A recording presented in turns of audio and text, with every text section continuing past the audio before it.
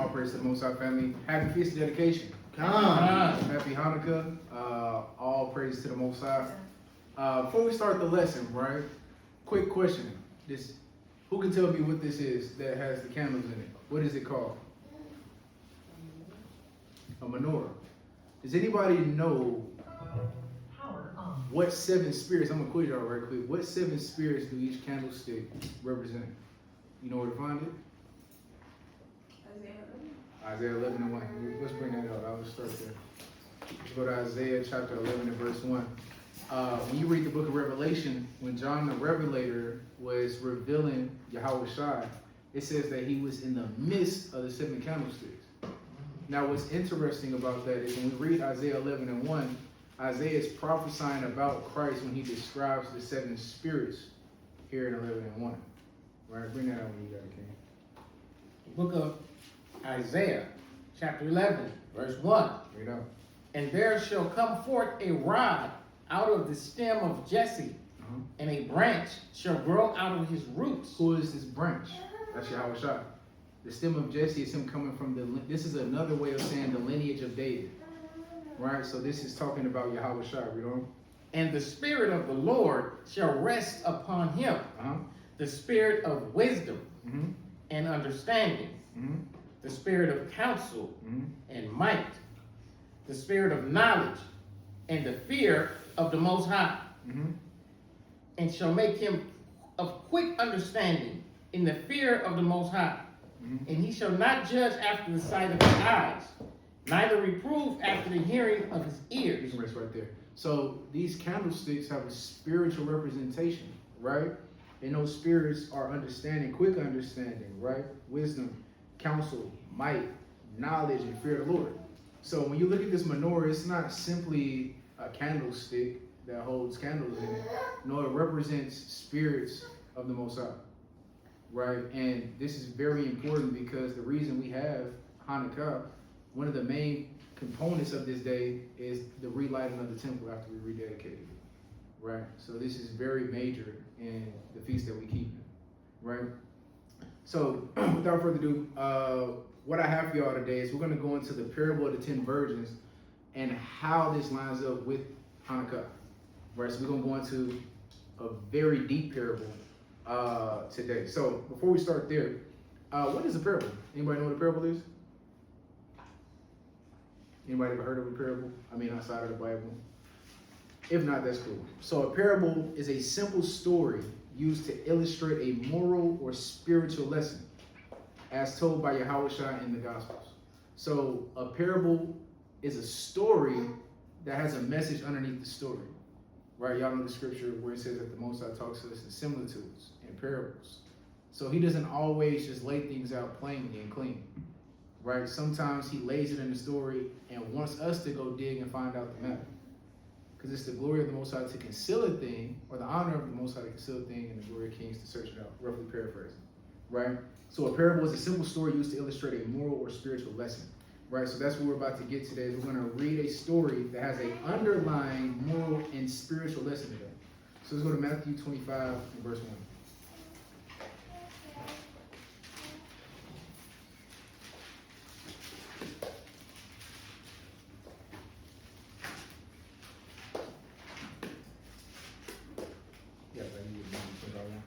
Come from the top. Matthew chapter 25, verse 1. Hold on, make sure everybody has first. Let's do the page.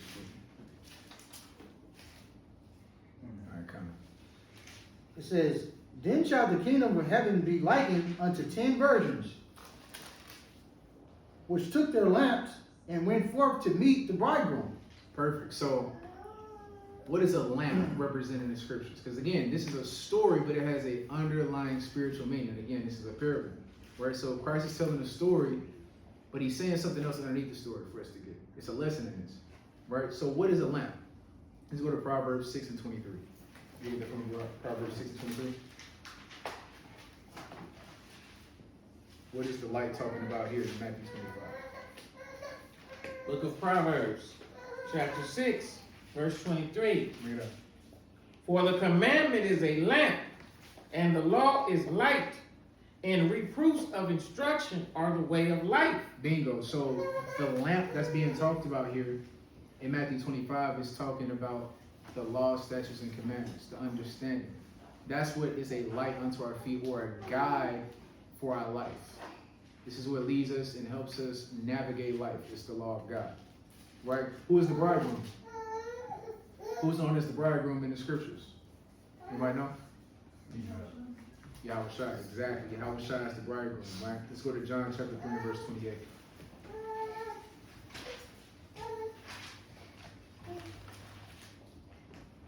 The book of John, chapter 3, and verse 28. Mm-hmm. Ye yourselves bear me witness that I said, I am not the Christ, but that I am sent before him. He that have the bride is the bridegroom. But the friend of the bridegroom, which standeth and heard him, rejoiced greatly, because the bridegroom voice. This man's joy therefore is fulfilled. He must increase, I must decrease. So Christ is the one that must increase, and John the Baptist was the one who had to decrease. And John the Baptist here is the friend of the bridegroom being described, right? So Yahweh Shai is the bridegroom. So let's go back to Matthew 25, verse 1, and let's read that again from the top now with this understanding. Matthew chapter 25 from the top. It says, Then shall the kingdom of heaven be likened unto 10 virgins, which took their lamps and went forth to meet the bridegroom. Right, so the 10 virgins represent Israelite believers, right? They have the law, statutes, and commandments with them, right? And they're taking that to meet Yahweh Shai. Now, let's read verse 2. Verse 2. And 5 of them were wise, and 5 were foolish. So half of them were wise, and half of them were foolish. Go ahead, King. What is the bridegroom? The bridegroom is Christ. What is So, the bridegroom? oh, a bridegroom is pretty much when you get married, the bridegroom is the person that, so Israel, let's get Jeremiah 62, brought that out today. Show who the woman is. And God is married to Israel. So that's why I was given this parable or this analogy of a bridegroom and a wife, because symbolically, a covenant is a marriage covenant. Like the law, statutes, and commandments that we had in Mount Zion, that covenant pretty much espouses to God. So he's married to us. We're in a relationship with God, our nation. So that's why I'm saying the bridegroom. See what I'm saying? Yeah, it just means, the husband to be. You know how the bride is the wife? The bridegroom is the husband to be. Nowadays, they just call it a groom. They don't really put the bride in front of it no more. Right, it's just a groom and you got the bride. But the bride's groom is somebody who's getting ready for the groom is the man who's getting ready for his wife. Bring that up, Jeremiah 6 and 12, we want. This is what you want? Or you want the one we married to? No, we're married to him. That's why. Is that Jeremiah 3? Yeah, 14. All right, so we look at Jeremiah chapter 3 and verse 14. Turn, O backsliding children, said the Lord, for I am married unto you, and I will take you one of a city and two of a family, and I will bring you to Zion. You see that right, Tom? For the Lord is married unto us. So that's what Christ is giving that picture of, right? So Matthew 25 and 2, 5 of them were wise and 5 were foolish. So half of the Israelites were wise and half of them were foolish, right? Read on. Verse 3. They that were foolish took their lamps and took no oil with them. So the foolish ones took oil, knowledge, wisdom, and understanding. I mean, the wise took oil with them, but the foolish didn't. So they had a lamp, but they didn't have any oil in it. Now, it's important to understand when we're looking at the lamp being talked about here, in the ancient world, a lamp was different from this. So a lamp was a vessel, kind of like a cup. You could imagine it as a cup with a handle on it. It had a hole in the middle, and you would pour oil in it, and you would have a fiber wick, a plant fiber wick at the edge of it. Right? So what happens is when you light the fiber wick, the oil pulls into the fiber wick, it absorbs it, and it keeps the candle lit. It's not like a candle like this where it melts like this. It was a little different. So it drew from the oil when you burn it. Just have that picture in your mind when we're going through this parable. Read on. Verse 4. But the wise took the oil in their vessels with their lamps. So the foolish didn't bring any extra oil in the lamp, but the wise did. Read on. It says, verse 5. While the bridegroom tarried, they all slumbered and slept. Right? So everybody was awaiting on the arrival of the bridegroom. So they were sleeping in the meantime. We got to sleep. Right? What is that oil? Let's go to Proverbs 21 and 20. Just to prove that oil is the knowledge, wisdom, and understanding. Proverbs 21 and 20. The book of Proverbs, chapter 21, verse 20. Oh, man, I gotta get that first.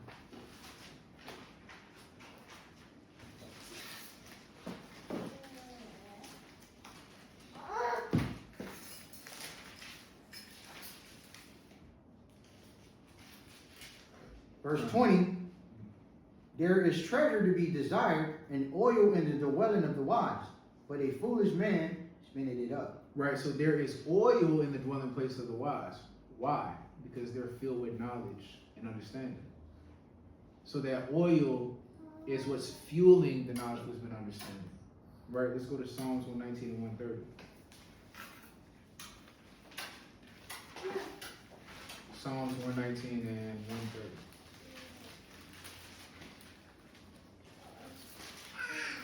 Psalms 119, verse 130. It says, the entrance of thy word giveth light. It giveth understanding unto the simple. Right, so the entrance of thy words give the light. Right, so again, we're thinking about a lamp in the ancient world, in antiquity. The oil is in a vessel, and there's a plant fiber at the end, and the oil causes the light to shine when you light the wick. So the entrance of the words is the oil, and by us understanding, that gives us the light. When we understand and we start living the word, that's what lights that candle with. So the oil is the understanding from the Heavenly Father, and when it enters into us, it becomes a light. Prior to us coming into the truth, we didn't have any oil. So we didn't have any light, we was in darkness. So the entrance of the words of God is what gave us that oil to light that wick. That's what lights our candle, right? So the oil being talked about in Matthew 25 and 1 is the understanding. And the lamp is keeping the law, statutes, and commandments now. That's what's guiding us here. So the wise virgins had understanding, and the foolish didn't. Right, let's go to Matthew 25 and pick up verse 5. Verse 5, it says, while the bridegroom tarried, they all slumbered and slept. Mm-hmm. And at midnight there was a cry made, behold, the bridegroom coming. Go ye out to meet him. This is interesting. Why do y'all think Yahushua is using midnight when he comes? When you think about midnight, what do you think about? When you think about the time of midnight, what's going on at midnight? No. All bad. It's either all bad or it's really nothing going on, right? It's quiet at midnight. Normally in the ancient world, we got to look at it from an ancient lens. They didn't have third shift jobs like that, besides the priests or the watchmen. But how we have factories open now where they got third shifts, we didn't have that. So everybody would sleep at night. Fact. So if somebody breaks in your house at midnight, you're startled because you sleep. You're not expecting anything, you understand? There's no expectation of someone coming. So they hear a cry made, not a literal cry, but a cry made in a loud shout of alert that the bridegroom is coming, right? So the midnight being spoken about here represents judgment, right? Let's show that. Let's go to Exodus chapter 11 and verse 4.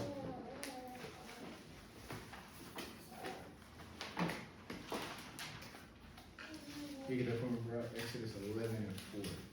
The midnight is representative of the judgment of God coming. Book of Exodus, chapter 11, verse 4. Mm-hmm. And Moses said, thus saith the Most High, about midnight will I go out into the midst of Egypt, Read on. and all the firstborn in the land of Egypt shall die, from the firstborn of Pharaoh that sitteth upon his throne, even unto the firstborn of the maidservant that is behind the mill, and all the firstborn of beasts. And what's going to happen? And there shall be a great cry. There should be a great what?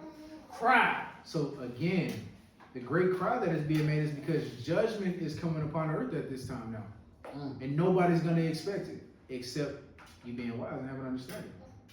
If you're wise and having understanding, you're going to be looking for that, then you're going to be prepared for it. But the foolish weren't prepared. Right? Read on. And there shall be a great cry throughout all the land of Egypt, such as there was none like it, nor shall be like it anymore. Right, now let's jump over to Exodus chapter 12 and verse 29, just to show the fulfillment of that. Exodus chapter 12, verse 29. And it came to pass that at midnight the Lord smote all the firstborn in the land of Egypt, from the firstborn of Pharaoh that sat on his throne, unto the firstborn of the captive that was in the dungeon, and all the firstborn of cattle. You understand? So that midnight that Christ is talking about here is when he comes back to judge the earth, right? So what he's trying to get us to understand through this parable so far is that you need to be spiritually prepared. Because again, like Don said, at midnight, ain't nothing really going on in the ancient world, right? Or it's all bad, right? So you want to be prepared at midnight for the coming of the groom. What does that represent? Always being prepared and righteous and ready in your mind for Christ to come back. Being ready to be delivered. Right, let's go back to Matthew 25 and let's pick up at verse 7. Verse 7. Then all those virgins arose. Oh, Salaki. A little bit more on that midnight. Let's go to Job 34 and 20. Salaki. Job 34 and 20. Last one before we come back to the parable.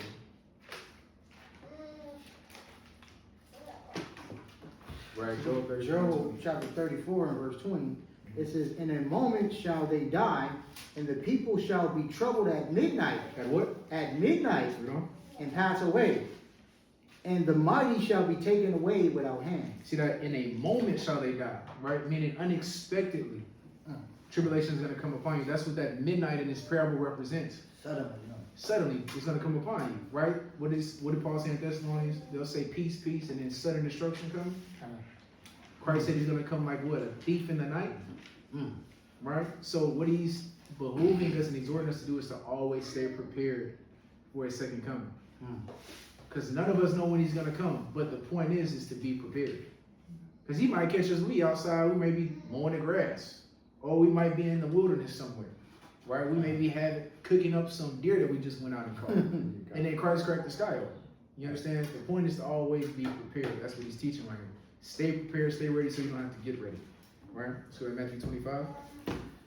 Matthew chapter 25, verse 7. Then all those virgins arose and trimmed their lamps. Interesting. I have a question, right? What would be the benefit or the purpose of trimming a lamp?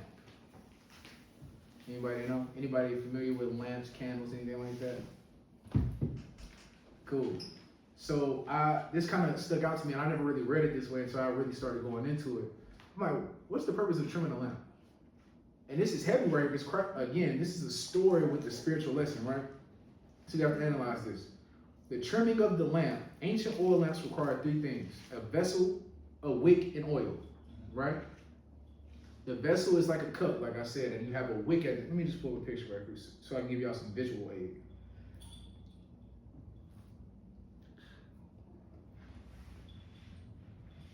Just give y'all some visual aid right quick. This is what a candle in the ancient world look like. You see what I'm saying now? It's like a cup, and you have a plant fiber wick at the edge of it, but there's oil in there that the wick is pulling from to keep it lit. See that? So just to give y'all a visual aid of what a candle would look like in the ancient world, now you can kind of visualize what I'm saying. The oil is inside the vessel. Y'all follow me? The gears turning, we the vessels of the Most High. The oil is in us, and by understanding, we become that light. Understand? So, all right. Now, trimming a lamp. Understanding that this is the lamp that Christ will be talking about is the one that I just showed. The wick must be trimmed regularly. If not trimmed, carbon builds, flame smokes, oil drains faster. The wick hollows, flame collapses suddenly. So if you don't trim the wick, it'll create a hole in the middle of the plant fiber, and it'll cause the fire to sporadically go out if you don't trim it properly. What does that represent? Carnal flesh. Yes, we're getting close, yes. What do you think, Don? Oh, you said haul it out, so like not being fully into it. Bingo. Right? Not being all the way in. Being 1 foot in, 1 foot up. Lukewarm. When that day comes, when tribulation comes, you're going to fall out the truth because you don't have any foundation. Give me Isaiah 33. Isaiah 33 and I believe it's 12 on knowledge and wisdom shall be the stability of thy times. Verse Isaiah 6. 33? Verse 6. Yeah. Isaiah chapter 33, verse 6. And wisdom and knowledge shall be the stability of thy times, and strength of salvation. And what? Strength of salvation. So the main catalyst of you being saved is going to be your mind in the last days. What you have built up in your spirit.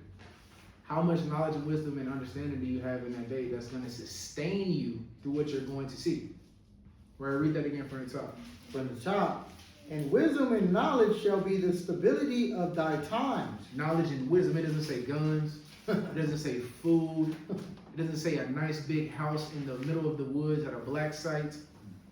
It says knowledge and wisdom are going to be what stabilize you in the end times. Nothing physical or carnal is going to deliver us. It's only what we have stored up in our spirit, and that's why this parable is so heavy. Because if you don't have any oil in your lamp, your fire is going to go out. If you don't have any knowledge, wisdom, and understanding in that day, you're going to get caught up in the judgment of everybody else who is with you. Can I add something to that? Go ahead, bring it up. To his point, right? You know, we got the doomsday preppers, which I'm not mad at, but you know, the doomsday preppers, and then you got the apocalyptic type of individuals that, you know, they do all this stuff. When a man weighs peace the Lord, even your enemies be at peace with you. So you don't even got to become an expert necessarily for these things. All you got to do is the Most High work, and then somebody else that's really, really versed in that area will be able to provide for you, because they're gonna want. The Lord's gonna put a spirit on those individuals to be like, let me help these people. What's a great biblical example of that? Rahab the harlot. When we rolled up in there, we was like, you know, this is a city and we're gonna take it at night. But this woman that just caught us sneaking in here, all she gotta do is scream. Damsel in distress, and we're discovered. Yeah, they might kill me, but they gonna get killed too. Yeah. But the Lord can put you in an advantageous position by being righteous to you running into somebody who otherwise would kill you, but they end up helping you. That's to that point, right? That's why it's important to be righteous. Righteousness is what's gonna deliver you. Can you give me that precept to that point? Riches profit not in the day of wrath, Proverbs? Yeah. 10. Yeah. Book of Proverbs. Man, I'm gonna get to it too. Proverbs 11:4. Yeah. The book of Proverbs chapter 11 verse 4, it says, riches profit not in the day of wrath, but righteousness delivered from death. But what? Righteousness delivered from death. Now you understand that knowledge, wisdom, and understanding is going to be the stability of that times. Nothing carnal is going to get us out of here. It don't matter how many push-ups I do, no matter how many pull-ups, no matter how far I can run, no matter how much endurance physically I have, if I'm not righteous, I'm not going to make it. Very simply put, if you're not righteous and you don't have stored up wisdom, you're not going to make it. Because in that day, and what's so important about this is that the 10 virgins all had lamps. Which means what? If they all got lamps, what that mean? What is the lamp unto our feet? Commandments. The commandments. That means that all of them understood that they was Israelites. You understand? But 5 of them were wise and had extra oil. So the other ones weren't spiritually prepared. They knew they was Israelite. They knew their culture. They went out in street talk. They didn't have no extra oil in their lamp. So when Christ came, they failed. I'm jumping the gun, but let's go back to Matthew 25, right? That's important to understand. All of the virgins had lamps. All of them knew the law. It's not like a righteous and a wicked thing. They all were together. They understood together, right? Speak up at verse 8. Verse 8. It says, and the foolish said unto the wise, give us of your oil, for our lamps are going out. So at this point, they're looking at the brothers and sisters who all of this destruction is happening around us. One thing I want us to understand, family, and this is not something that I think that Israelites in our community put enough emphasis on when it comes to prophetic events. Every time deliverance happened for us, what came first? Warning. Warning and a destruction. When we was in Egypt, what happened? We didn't leave until all of the plagues came. We had to see all of it. That's the same way the second Exodus is we got to see the destruction. That's why it says in Sirach, happy am I, roughly paraphrasing, when I can see the fall of my enemies. So we have to see the destruction come. That's going to weigh on people's minds. When you go outside and you see 1,000 fall out that left side and 100,000 on your right, you walking over dead bodies that stink outside. You understand? We may get separated. It may be only y'all. And you got to have knowledge and wisdom to understand, I still got to be righteous and the Most High is with me. I got to have some faith. Everybody not going to have that, though. That's the 5 foolish virgins. You don't want to be a foolish virgin. You want to be a wise virgin. Right? That's, verse 9. Yeah, verse 9. Verse 9. It says, but the wise answered, saying, not so. Lest there be not enough for us and you. See that? At that point, it ain't no more talking, bro. You either got what you got. I'm trying to survive. I got enough for me, brother. Hey, look, I got enough faith to sustain me, but I can't give you no pep talk right now, bro. I can't exhort you anymore. I'm hurting just like you. I just saw 1,000 people die too. I just saw my best friend get killed. I didn't. You gotta be spiritual when you're thinking about this. Remember when the death angel flew over Egypt? None of our children died, but we heard the screams and the wails of the Egyptians, though. Yeah, we did. You understand? Just because we Israelites don't mean that we're immune to empathy. And seeing somebody literally get cut down in front of us isn't going to affect us emotionally and mentally. This is something that we have to prepare ourselves for. That's why this prayer book is so important. Being prepared for everything you're going to see. When you're seeing people die from boils, you're seeing women get raped and ravished. You're seeing children hanging headlong. And so far, I just talked about this with my wife when we were riding down here talking about dedication, right? When you read First Maccabees, one of the things the Grecians did was not only did they cut babies out of the women and kill them, the babies that were already born, they would hang them by their feet and they would hang their heads into fire and kill them that way. Imagine seeing that yourself. Like, it's one thing to read it and visualize, but it's another thing for us to be trying to survive an apocalypse and seeing this walking by. You understand? This is some very serious, very tedious, and very important information. Because if you're not prepared, you're not going to make it. Your mind is what's going to sustain you. You have to be strong-minded, and you got to be rooted in the truth. Because that kind of stuff, you can start questioning, what kind of God do I serve if He allowing this in? Like, what? Seriously. You're seeing people die. You're seeing women get ravished. You're seeing people torn apart, literally. I mean, there's certain levels of evil that we haven't been exposed to yet, just because of law and order in America. Like, a lot of the evils that we don't know about that are going to come to light are on the dark web, or in secret groves where they're sacrificing people. No, that's going to be in full effect in the streets when tribulation occurs. There is no more law and order. I was gonna say we low key there, right? It's kind of Almost, there. yeah. It's like almost it's creeping up. That's my point. That's why that's why the Lord led me to go into this parable, because we have to seriously really examine ourselves to make sure we are what we think we are. Because we may not be. And that's what these lessons, that's what these stories are for, to remind us to examine ourselves. Because I know a lot, but I meditate deeply on these things. Like, imagine walking down the street and I'm seeing babies hanging. I'm hearing screams, but nothing's happening to me because we in a spiritual bubble. Again, we had our Goshen. The Most High presented us through all the plagues. That don't mean you're not going to see it, though. That can affect you mentally, spiritually, and emotionally. And you got to be prepared for that. Imagine your children. Imagine we ain't ate in a few days. And we're like, God damn, Most High will bring us some heavenly bread, some food. It's been a little minute, it's a famine out here, bread and water. And your faith start wavering because you're hungry. You got to think about that, like, how much you fasting? Is your body ready to go? Have you ever been without food for an extended period of time? You don't want that to be the first time. Mm-hmm. You don't want to experience that for the first time when everything else is going wrong. You want to have a little comfort while you're afflicting yourself. It's stuff you got to think about. This is what Christ is trying to tell us to understand. Like, it's not going to be sweet at all, right? Let's get Matthew 16 and 27. This is why you won't be able to find any oil when the cry is made. It's because the judgment is going to already be set, right? Let's go to Matthew 16 and 27. You get that from the book? Book of Matthew, chapter 16, verse 27. Mm-hmm. For the Son of Man shall come in the glory of his Father with his angels, and then he shall reward every man according to his works.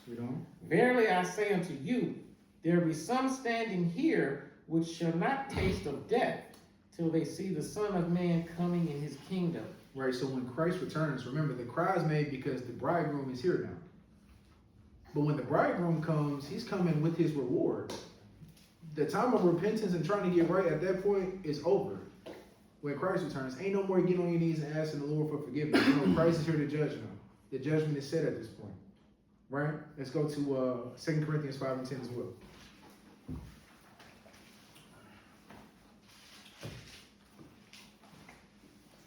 Second Corinthians 5 and 10. You get that for me up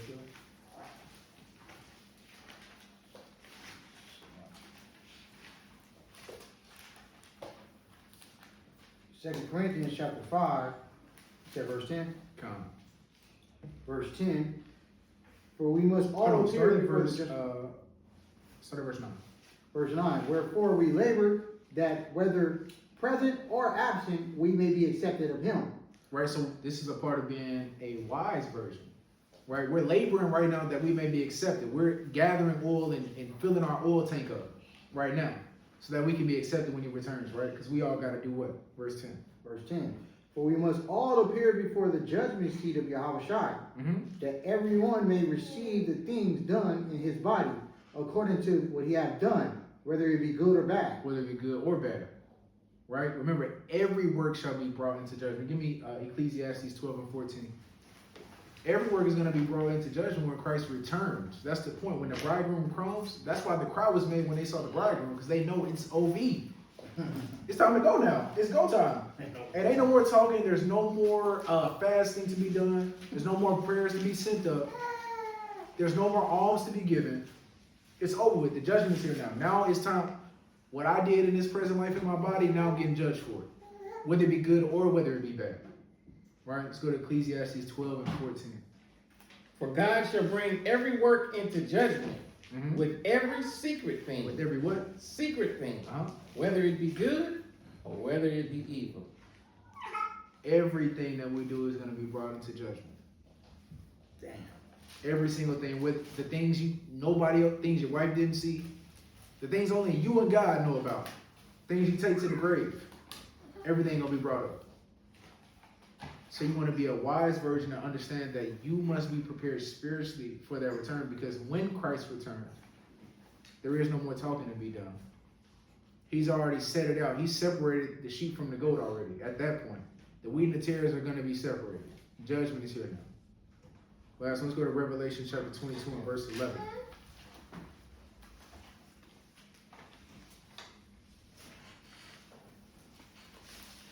Revelation chapter 22 and verse 11. Last chapter of the book. Verse 11. He that is unjust, let him be unjust still. And he which is filthy, let him be filthy still. And he that is righteous, let him be righteous still. And he that is holy, let him be holy still. Now why would Jesus say that?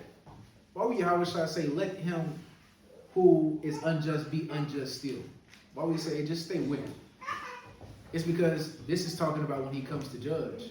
It's over. If you wicked, it ain't no point now. It's over with. Ain't no more crying and wailing, brother. Sorry. It's over with. You locked in. We're locked in now. I got the reward in my hand. It is no more talking.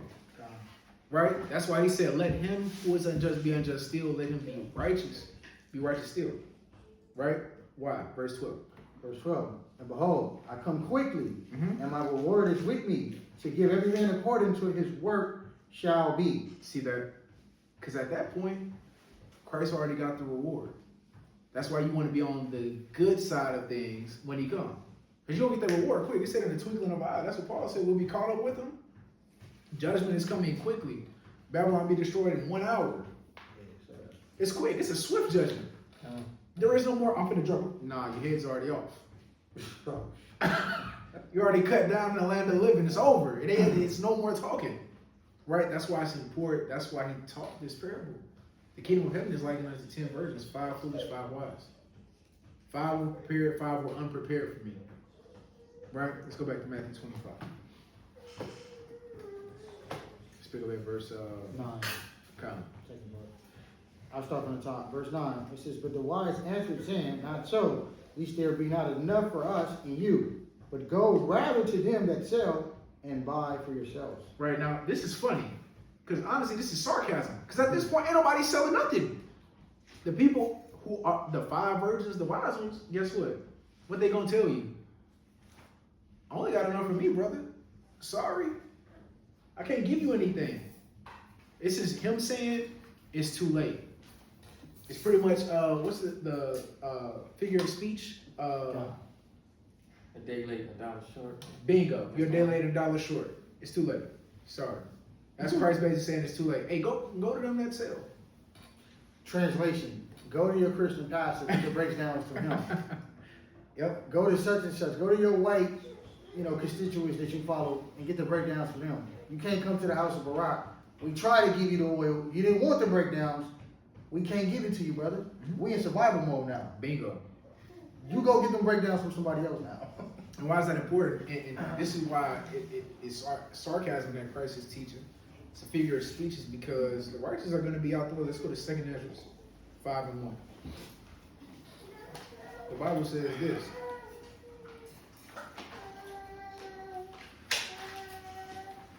Second Ezra chapter 5 and verse 1. Book of 2nd Ezra, chapter 5, verse 1. Nevertheless, as concerning the tokens. What is a token? Y'all know what a token is? A token is another word for a sign, right? A prophetic sign. So when you see tokens in the scripture, it's talking about the signs of the times, right? For the top king. Nevertheless, as concerning the tokens, behold, the days shall come that they which dwell upon earth shall be taken in a great number, and the way of truth shall be hidden. The way of what? Of truth shall be hidden. So how you gonna go buy and sell? Who's gonna be selling and who's gonna be buying? Not the righteous people, the people that you could have gotten it from, the ones you were supposed to buy the truth and sell it not. They're gone now. The way of truth has been hidden at this point. We're in hiding. That's why the story of Maccabees resonates, because that's going to be how the second Exodus is going to be. We had to hide in the mountaintops for a long time before we came down and went to war. That the way of truth is going to be hidden. Read on. And the land shall be barren of faith. The land shall be what? Barren of faith. Who are you going to go buy the oil from? Who are you going to get it from? There is no faith in the earth at that point. The way of truth has been hidden. That's what I'm saying. The parable right there where Yahweh Shah is saying this is too late, brother. That's what that translates to. Go to them that buy. That's what we're going to be telling people. Go to them that buy. I ain't got nothing for you. Sorry. Who's out there on that corner laboring for hours on end on YouTube having thousands of videos for you to go watch? Imagine how many Israelites there is now. You can find an Israelite in every city and every town. I mean, we're in Brownsville. We just talked about how small Brownsville is. We got a family of Israelites. There is no excuse. At this point, yeah. There's no excuse for you She to work at the school. Bingo. They She see her work every at day. the school, so they know what it is. Her last name is Israel, literally. And you got I Nina. don't got no excuse. You got Nina. Nina. Yeah, you got Nina. Yeah. Young children. Our children gonna be young. There will be absolutely no excuse at that point. So at this point, the way of truth shall be hidden. Read on verse 2. But iniquity shall be increased above that which now thou seest. Now imagine this, I want y'all to meditate on this, right? Just for a second. Ezra is writing this Persian Medes. When we get to Greece, which is after Persian Medes, it says that wickedness what? Can you get that for me in 2nd Maccabees 1? Stay where you at, bro. Yes, First Maccabees 1. Yes, I want to paint a picture about wickedness and how it's going to be magnified to a level that is unimaginable. First Maccabees 1, where it talks about wickedness increasing. First of Maccabees chapter 1 verse 9. And after his death, they all put on crowns upon themselves. So did their and their sons after them many years. And evils were multiplied in the earth. So after white people came into power, evils were multiplied in the earth. After the Grecians conquered the known world, wickedness hit a whole nother ceiling that it hadn't seen before. Ezra is saying that iniquity shall be increased above that which thou now seest. And Ezra is talking past the Grecian time. He's talking about end times. So we had a multiplication of wickedness during the time of the Grecians, and it's going to be multiplied even more at the end of our time. Read on. But iniquity shall be increased above that which now thou seest, or that thou hast heard long ago. So anything you can imagine that you done heard of that's wicked is going to be times God knows what. A godly level. Right? Anything you've never heard of, heads getting chopped off, getting filleted, getting burnt with oil inside your work, worse. Way worse. Verse 3. And the land that thou seest now to have root, shalt thou see wasted suddenly. Read on. But if the Most High grant thee to live, thou shalt see after the third trumpet that the sun shall suddenly shine again in the night, and the moon thrice in the day. Read on. And blood shall drop out of wood, and the stone shall give his voice, and the people shall be troubled. So, this is talking about wood, blood coming from the wood because of so much bloodshed and iniquity in earth at that time. That's what I want you to understand. You got to be prepared to see all these things. Right? Now let's go to Luke 18:8. Luke 18:8. But the point I wanted y'all to be with there concerning this parable is who you going to buy oil from. Again, oil is the knowledge, wisdom, and understanding of the Lord. If faith and truth is hidden, who you going to get it from? You're not going to be able to. That's how, if you caught up in that day, you're going to be one of the 5 foolish virgins. It's going to be OV. Luke 18:8. I tell you that he will avenge them speedily. Nevertheless, when the Son of Man cometh, shall he find faith on the earth? Christ is asking, when I come back, will I find faith on the earth? We just read, Ezra told us that the land will be barren of faith. See that? So when Christ comes back, he's going to be looking for faith. It ain't going to be there. It's going to be scarce. We're going to be gone. They ain't going to see us in the corner no more. We're going to be getting afflicted, oppressed on a high level, persecuted, insurrection. All the words you can think of about us getting destroyed, that's what's going to be going on. So we're going to be hiding. You're not going to be able to find an Israelite teacher. You're not going to be able to find a Barak. You're not going to be able to find the other side. You're not going to be able to find a Danielle. Ain't going to be no sisters. Ain't going to be no men. It's too late. Sorry, we're gone. We're trying to go find the bridegroom. Right? And then let's go back to Matthew 25. Let's finish that parable off. It's the book of Matthew, chapter 25, Verse 10. in verse 10. It says, And while they went to buy, the bridegroom came, and they that were ready went in with him to the marriage. And they that were what? Ready went with him to the marriage, and the door was shut. Read on. Afterwards came also the other virgins, saying, Lord, Lord, open to us. But he answered and said, Verily I say unto you, I know you not. Because how do we know if we know the Lord or not? If the Lord knows us. It's by doing what? Keeping the commandments. Who there? Give me 1 John 2. See, whether God and Yahweh Shai know us is based upon our covenantal agreement with them. Whether we are walking in the covenant or not is how the Lord knows whether we're with him or against him. So what does this tell you about the 5 foolish virgins? They were never with God. They understood and knew who they were. They understood to keep the commandments, but they never did it. I want to add something to what he's saying, like, right? Women, you know, man can be charming, he can spit the game and all that, and you're going to learn this thing as you get older, but you got uncles and, you know, your pop, and your brother guard you. But how would a woman really know that a man really is into it? How would she really know these things? Well, you're going to know these things. I mean, he might got the cap and the gift, the gab, and he can say all of that, but you're really going to know as you get more older and mature in his actions. Mm-hmm. The things that he's willing to sacrifice. When things get hard. Things get hard, the time that he puts in, the dedication, you know, the willing to work through struggles. These are the things that's going to give you context clues and clarification. Oh, he's really into me, right? So to the brother's point, right, we have a covenantal agreement with the Most High. How do we know that we into the Most High? Why doing what it says? Do the edicts in the covenant. It's that simple. It's not even that complicated. It's very simple. It's really that simple. It is. Do these things right here. And that will secure your spot. And that's how we know that, you know, We with the Most High, and that he knows us. I see that right now with the season right now, the Christmas season. They say Jesus is the reason for the season.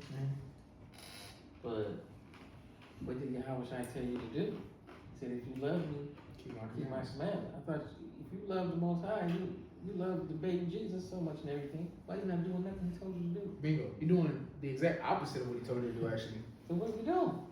That's the point. Okay. You can change what This is the book of 1 John chapter 2, verse 3. And hereby we do know that we know him if we keep his commandments. He that said, I know him, and keep not his commandments, is a liar, and the truth is not in him. See that? This is how we know that we know God.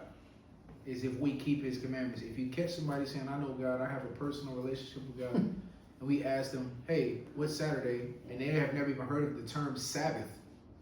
You don't know God. You have no idea who he is. You've never met him. You've never had an encounter. He didn't visit you in your dreams. You know the one that killed me out?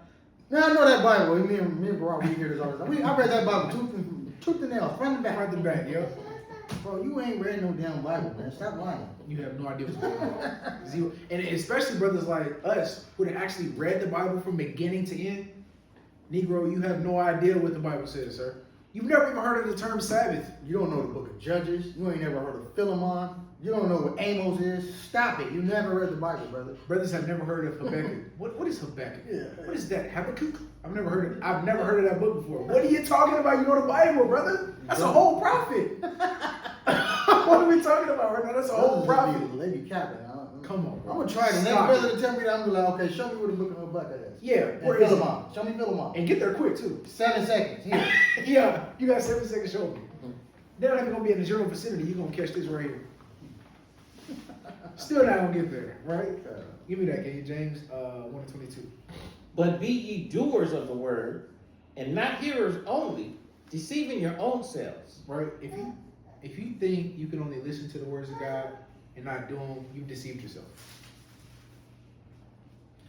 You're not in good graces with the Most High. You have to be locked in with the Most High. And the only way you can do that is by doing His word. If you don't do His word, you're not with Him.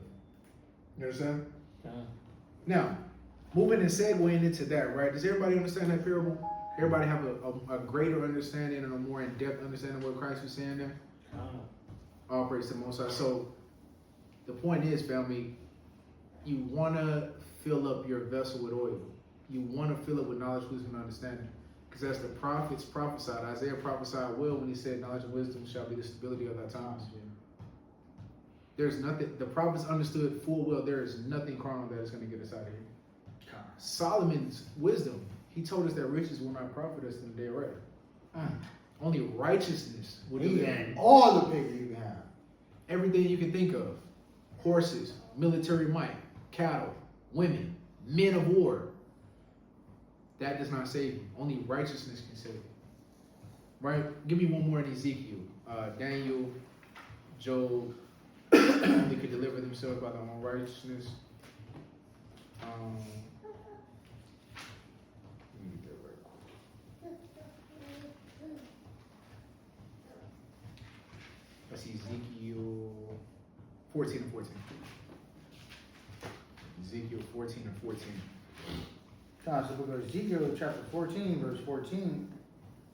It says, though these three men, Noah, Daniel, and Job, were in it, they should deliver. Hold on, start at verse 13 for verse 12 at context. Yes. Verse 12. The word of the Lord came again to me, saying, Son of man, when the land sinned against me by trespassing grievously, then will I stretch out my hand upon it, and will break the staff of the bread thereof, and will send famine upon it, and will cut off man and beast from it. Now we talk a lot about the famine of the word, but there's going to be a literal famine again. It's already starting right now. There's already a famine. That's why you see the rise of processed foods and fake foods, because it's getting difficult to source organic, real food. One, the land is worn out and abused, so it's hard for the land to bring forth crop in its proper season without adding chemicals to it. That's why they're making all this fake food, because a famine is coming upon the land. Not only will it be a famine of knowledge and understanding, but also a famine of bread and water, food and water, right? And this is a part of the judgments when lands and nations of people sin against God. That's one of the immediate judgments He brings, is famines.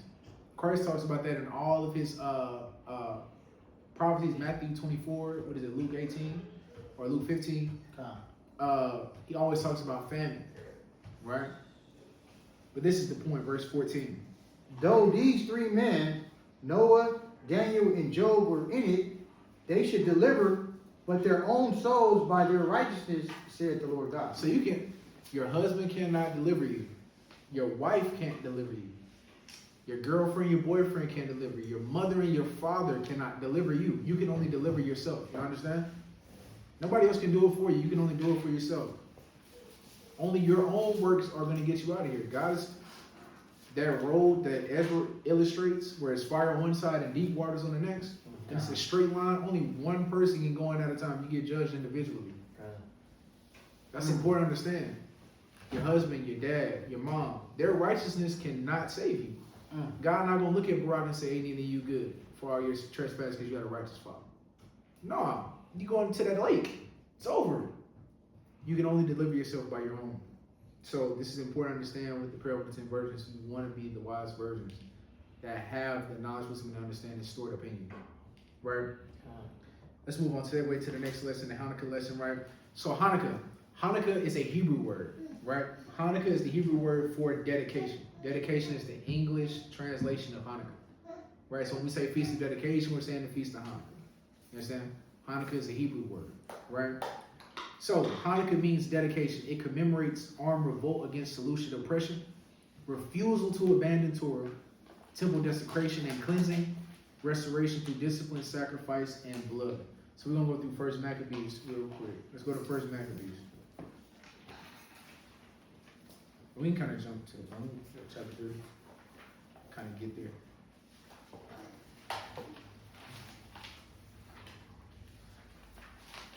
Actually, I want to get some what happened first. Let's go to First Maccabees chapter 1. And let's start at verse 44. Is that you read that from First Maccabees chapter 1, and let's start at verse 44. For the king had sent letters by messengers unto Jerusalem and the cities of Judah, that they should follow the strange laws of the land. And did what? And forbid burnt offerings and sacrifice and drink offerings in the temple, and that they should profane the Sabbaths and festival days. So the Grecians would have us profaning the Passover, unleavened bread, tabernacles, right? They literally shut down our everyday operations. Burnt offerings and sacrifices was an everyday thing for Israelites. That was a consistent thing on a day-to-day basis. The Levites had to give offerings in service to the Lord, according to the law. They said, no, you can no longer do that. It's a law. You got to follow us, and you cannot do anything pertaining to being an Israelite. Shutting down shop. Read on. And pollute the sanctuary and holy people. So not only did they pollute our daily lives and what literally is the foundation of our daily lives, which is the temple, and our feast days like today, they started to pollute the people. On top of that, read on.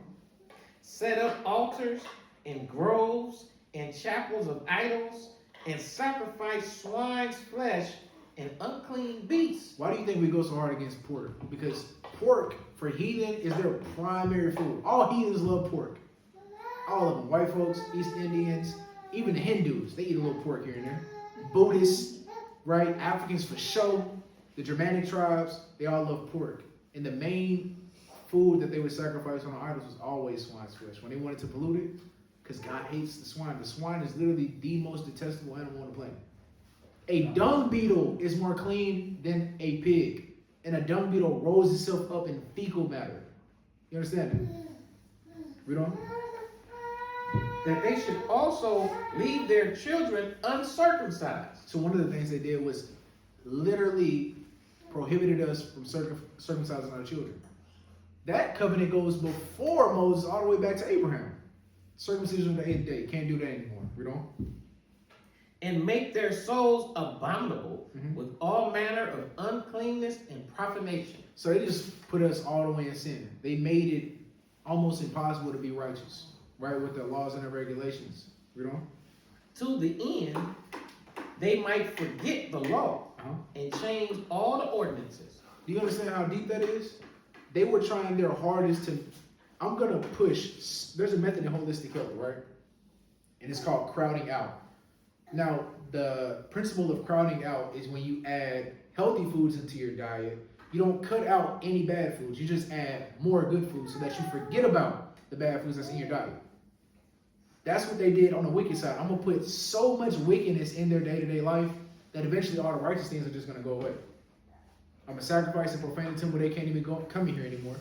I'm going to profane the priests. I'm going to kill them. So they don't have any righteous men to go to even ask what's going on. So then the people are naturally going to be polluted because they don't have any leadership anymore. So now I'm going to just go into sin. I'm going to just forget about the law. You understand? That was and that's the goal to this very day. That's what Esau wants us to do. That's the goal. That's the goal now. That's why our movement is such a what's the word I'm looking for? It's a Something they concern. It's They a concern yeah, about. it's a threat. That's the word I want. A threat. That's why this movement is such a threat. Major threat. Because this has always been the goal. Make the Israelites forget who they are. Their God will not fight for them. Judah chapter 5. That's in Psalm 83 as well. Yep, we just went into it today. Kind of. They have consulted together against thy hidden ones, that the name of Israel shall be cut off. No more. We don't want them to know that they're Israelites, and we damn sure don't want them to know who their God is. On that point you're talking about, me and Yakas have been looking at some study that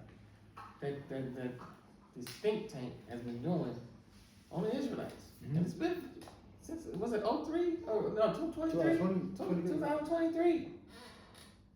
They've been studying us to find out how many of us is it, For sure. and what do the people think about our How does doctrine. society feel about They're it? trying to, we've been taking polls and doing statistics to see how many people's actually believing what they're saying. So they're tracking what we're teaching. They're tracking it, huh? That's a major threat. Well, that's why they're having conventions every other month. Christian apologists, how to beat black nationalists, how to beat black extremists, right? Everything is against Israelites now. Christians have completely transformed their doctrine. 10 to 15 years ago, Barack in the text, he was older in the church, but I remember church doctrine because I always listened keenly. What nobody talking about? Nobody was going into the Bible like Christians are now. Heck no. Like Christians are getting sharp, like archaeology, anthropology, theology, right? They're studying everything when it comes to the Bible now. Why? Because of us. The Israelites was the first people to come on the scene to start just making Christians look so stupid. They had to literally, hey guys, we have to all come together. They got theological schools open up specifically against Hebrew Israelite doctrine. Vocab alone. He got a whole academy just teaching you how to be He Israelites. dedicated his whole life to trying to. He wrote a book. That is a wicked individual. Right there, that vocab. He is. Demon. He's a whole, bro, he is a demon spawn. From the pits of hell. Bro, he has a book written about us that breaks down each camp, their doctrines, and the nuances from camp to camp. That's how far he studied one West Hebrew Israelism, as he calls The it. question I would ask is, you are not one of us. Why do you care so much? Because he believes that he has the gospel. And he believes that we're teaching a false gospel that's going to lead us to hell. You don't care about us. What I'm saying is, That's what he's, I'm just saying that's the deceitfulness of vocab. when did you start caring about black people? He never did. Exactly. He's a Calvinist. Calvinism is racist. You don't care about us. John Calvin was a racist. You remember that lesson that Shaw did? Yeah. John Calvin was a racist. The creator of Calvinism, the doctrine of Calvinism, was a racist. He hated black people.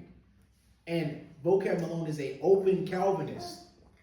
He does not disagree with any of the sentiments of the Calvinists before him. He's a racist. You can tell by the way that he deals with us. He don't really give a damn about the Bible. He just hates that black people know the Bible so well. So I have to do something to make these niggas look stupid. They can't know the Bible better than me. No way. He knows it's true. Absolutely. Everybody knows it's the truth. They know it's true. People, that cognitive dissonance that they have is strong. It's They're real doing bad. all of this study and all this research to cut us. Why are you doing that study? You should be able to see, wait a minute, I'm gonna cut myself with this. Facts. They on to something. But you're like, no, I can't. I got to stick with what I. Vocab has fell on his sword many times. He's died on his own sword many times. Man, let's get through this. We haven't been on it. Let's finish this out. Where we at? Verse 50. Verse 50. And whosoever would not do according to the commandment of the king, he said he should die. So if you did not abandon being an Israelite, you got put to death. Read on. In the selfsame manner wrote he to his whole kingdom, and appointed overseers over all the people, commanding the cities of Judah to sacrifice city by city. Another word for overseer is a police officer. Right? Prior to police officers being police officers in slavery, we called them overseers. Right? And this is the same thing in the ancient world. Overseers are pretty much police enforcers. And this is the same way the police are going to be the ones that enforce the insurrection against them. Right? To this day. When judgment comes, it's going to be police officers that do it. Read on. So he sent out, again, the Seleucid Empire ruled the entire known world at the moment. Right? So everywhere on the eastern side of the world was under Grecian rule. And he wrote a letter to all his kingdom that all the Jews better keep my law or they die. You know? Then many of the people were gathered unto them, to wit, everyone that forsook the law, and so they committed evils in the land, and drove the Israelites into secret places, even wheresoever they could flee for succor. So anywhere we could go to get away to get some peace, that's where we went. That's the point I'm talking about in the parable, right? We're going to be hiding. There isn't going to be no faith. We're going to be fleeing. We're going to be pushed out from the cities. We're going to be out in the wilderness because we're not going to be able to be around known society because we're going to be getting persecuted just for being an Israelite. You're not going to be able to wear fringes openly. You're going to die. That nigga got fringes on. Sniper. Seriously. That's how it's going to go. You know? Now the 15th day of the month, Caslu, in the 145th year, they set up the abomination of desolation upon the altar, and builded idol altars throughout the cities of Judah on every side, and burnt incense at the doors of their houses and in the streets. And when they had rent in pieces the books of the law which they found, they burnt them with fire. Another thing that's going to be, this is another way a famine of the word is going to come, is they're going to burn all Bibles. I don't know if y'all noticed, but since Donald Trump got into office this second time, Bibles sales have skyrocketed. Everybody started buying Bibles when Trump got in office because they know the end is here. And they went up even more when Charlie Kirk got killed. Yeah. Bible sales went through the roof when Charlie Kirk got killed. Through the roof. Everybody buying Bibles now. And they buying Bibles because they believe that Charlie Kirk is the Messiah. Foolishness. Right? Read on. And wheresoever was found with any of the book of the testament, or if any consented to the law, the king's commandment was that they should put him to death. Thus did they by their authority unto the Israelites every month, to as many as were found in the cities. Now the 25th day of the month they did sacrifice upon the idol altar, which was upon the altar of the Most High. At which time, according to the commandment, they put to death certain women that had caused their children to be circumcised. And they hanged the infants about their necks, and rifled their houses, and slew them that had circumcised them. Howbeit many in Israel were fully resolved and confirmed in themselves not to eat any unclean thing. And this is the type of Israelite you want to be. Fully resolved, no matter what's going on, I'm going to keep the laws of my fathers. I don't care that my people are being persecuted for doing it. I'm going to die on that hill. You have to be prepared to die on that hill. If you're not prepared to die on that hill, I don't know what to tell you. Because this is the reality of what we're getting ready to face. Life or death for this word. That's what it's going to be. Bruno? Wherefore they chose rather to die, that they might not be defiled with meats, and that they might not profane the holy covenant. So then they died. And there was very great wrath upon Israel. This is the type of Israelites you want to be. Death before dishonor. Like Eleazar, like the 7 holy children. I'd rather take death than to be profaned and polluted by wickedness. I'm going to stand on my 10 toes regardless of what's going on. You understand? Right, now let's go to 1 Maccabees chapter 3. And let's start at... Actually, let's go to 1 Maccabees chapter 4. Let's get to the point. And let's start at verse 20... Let's start at verse 32. You read that for me, Azizah? Verse 32, it Actually, says, start at verse 30. Slide. verse 30, 29. 29. So they came into Idumea and Who? pitched there. Who are the Idumeans, Nina? Edomites. There you go. So Idumea and Edom, same people. Right? So the Idumeans are who we're going to war with. They're the ones who profaned the temple. The Edomites. You understand? Let's go. And pitched their tents at the Phurah, and Judas met them with 10,000 men. And when he saw that the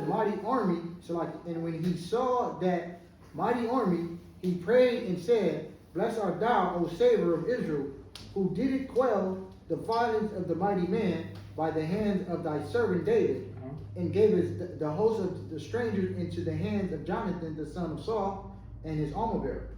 Shut up this army in the hands of the people of Israel, and let them be confounded in their power and horsemen. Make them to be of no courage, and cause the boldness of their strength to fall away, and let them quake at their destruction. Cast them down with the sword of them that love thee, and let all those that know thy name praise thee with thanksgiving. So they joined battle, and there were slain of the host of Lysias about 5,000 men. Even before them were they slain. Now when Lysias saw his army put to flight, and the manliness of Judah's soldiers, and how they were ready to either live or die valiantly, he went into Antiochus, and gathered together a company of strangers, having made his armies greater than it was his purpose to come again to Judea. Then said Judas and his brethren, Behold, our enemies are discomfited. Let us go up to cleanse and dedicate the sanctuary. Upon this, all the hosts assembled themselves together and went up unto Mount Zion. And when they saw the sanctuary desolate, and the altars profaned, and the gates burned up, and the shrubs growing in the courts as in a forest, or on one of the mountains, yet the priest's chambers pulled down, they rent their clothes and made great lamentations, and cast ashes upon their heads, and fell down flat to the ground upon their faces, and blew an alarm with the trumpets, and cried towards heaven. Then Judas appointed certain men to fight against those that were in the fortress until he had cleansed the sanctuary. So he chose priests of blameless conversations, such as pleasure in the law, who cleansed the sanctuary and bared out the defiled stones into a unclean place. And when, as they consulted what to do with the altar of burnt offerings, which was profane, they thought it best to pull it down, lest it shall be a reproach to them, because the heathen have defiled it. Wherefore they said, Put it down, and laid up the stones in the mountains of the temple in a convenient place, until there should come a prophet to show what shall be done with it. Then they took the whole stone according to the law, and built a new altar according to the former, and made up the sanctuary and the things that were within the temple, and hallowed the courts. They made also new holy vessels, and into the temple they brought the candlestick, right, and the altar of the burnt offerings and of incense, and the table. And upon the altars they burnt incense, and the lamps that were upon the candlesticks they lighted it, that they might give light in the temple. Furthermore, they set the loaves upon the tables, and spread out the veils, and finished all the works which they had begun to make. Now on the 25th day of the 9th month, which is called the month Caslev, in the 148th year, they rose up betimes in the morning, and offered sacrifice according to the law upon the new altar of burnt offerings which they had made. Look at what time and what day the heathens profaned it, even in that was it dedicated with songs and symptoms and harp and psalms. See that, y'all? So the reason that we celebrate Hanukkah is because the Lord gave us victory. The one thing I want us to understand is that before we went to war, we asked God for the victory. Because the battle is not ours, it's the Lord's. Understand that? This is in your daily life, and this is literal war. It was never of our own doings. The Lord always dwindled our numbers before we went to war. So that it was nothing that we could boast of in our own selves. Right. It's not us. It's the Heavenly Father that gave us the victory. That's why we celebrate Hanukkah. God gave us victory over our enemies like he always has and always will. Read on. Verse 55, it says, Then all the people fell upon their face, worshiping and praising the Most High of heaven, who had given them good success. And so they kept the dedication of the altar 8 days, and offered burnt offerings with gladness, and sacrificed the sacrifice of deliverance and praise. They decked also the forefront of the temple with crowns of gold, and with shields, and the gates and the chambers they renewed, and hanged doors upon them. Thus was there very great gladness among the people, for that the reproach of the heathen was put away. Moreover, Judas and his brethren with the whole congregation of Israel ordained that the day of the dedication of the altar should be kept in their season from year to year by the space of 8 days, from the 25th day of the month of Caslev, with mirth and gladness. Bingo. So that's why we keep Hanukkah.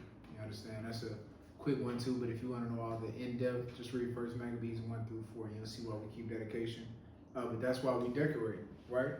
Because we did extras on the temple when we dedicated the temple. We decorated the outside with shields, with crowns of gold, and the gates and the chambers they were new to hang doors upon them, right? This is why we decorate and deck it out for dedication, right? Because it's supposed to memorialize what we did to the temple and rededicating it back to the Heavenly Father. And what that represents now spiritually is us rededicating ourselves to God. Right? All praise to the Most High. Y'all brothers got anything? All